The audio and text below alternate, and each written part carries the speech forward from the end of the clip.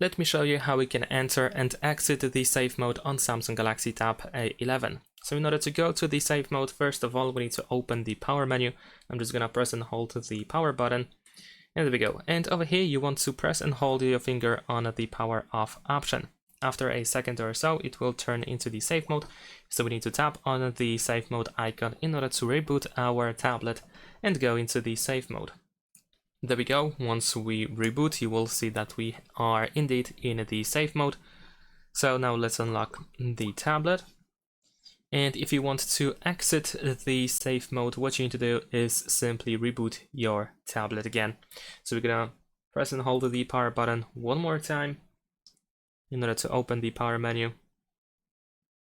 There we go, and just go ahead and restart the tablet. Now, once we reboot the tablet, we will be back into the normal mode. Keep in mind that after going to the safe mode, the tablet automatically enabled the airplane mode, and if you exit it without turning it off, then you will still have the airplane mode enabled. Thanks for watching, leave a like and subscribe.